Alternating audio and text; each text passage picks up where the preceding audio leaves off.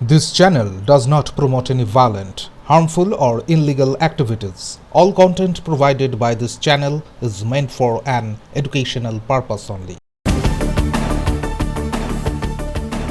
সোমবার রাতে কলকাতার বিভিন্ন অংশে একাধিক ড্রোনের অস্বাভাবিক গতিবিধি চোখে পড়ার পর বুধবার গভীর রাতে দক্ষিণ ২৪ পরগনার উপকূলবর্তী এলাকায় দেখা গেল রহস্যময় আলো। গঙ্গাসাগর, মৌসুনী, বকখালি, ফ্রেজারগঞ্জের আকাশে রাত প্রায় ১২টার সময় এই আলো প্রথম দেখা যায় বলে জানিয়েছেন স্থানীয় বাসিন্দারা। প্রত্যক্ষদর্শীরা জানিয়েছে আকাশে হঠাৎ করে বিভিন্ন রঙের আলো চলাচল করতে দেখা যায়। এই আলোগুলি কখনো ধীরে কখনো দ্রুত বেগে স্থান পরিবর্তন করছিল। বেশ কয়েকজনের মতে এগুলো ড্রোনের আলো হতে পারে, তবে সাধারণত যেসব সময় বা পরিস্থিতিতে ড্রোন ওড়ানো হয় সেই নিয়মের বাইরে গিয়ে গভীর রাতে উপকূল অঞ্চলে এই ধরনের ড্রোনের চলাচল অত্যন্ত রহস্যজনক বলে মনে করছেন বিশেষজ্ঞরা। স্থানীয় সূত্রে জানা যাচ্ছে অন্তত ২ থেকে ৩টি ড্রোন জাতীয় বস্তু দীর্ঘক্ষণ ধরে ওই অঞ্চলের আকাশে বিচরণ করে। প্রশাসনের তরফে এখনো পর্যন্ত কোনো অফিসিয়াল বক্তব্য না মিললেও গোটা ঘটনাটি ঘিরে চাঞ্চল্য ছড়িয়েছে উপকূলবর্তী এলাকাগুলিতে। সাগরদ্বীপের আকাশে যে গতকাল রাত্রে আলো দেখা গেছে, প্রায় ১টা নাগাদ এই আলো দেখা গেছে।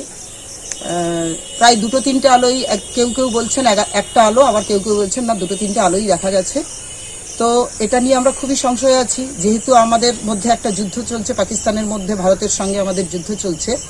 তো সেটা কিসের আলো, এই আলোটা বিশেষভাবে নজর দেওয়া হোক। কেউ কেউ দেখেছেন এটা ঘটনাটা, এটা কিন্তু সত্যি উড়িয়ে দেওয়ার নয়।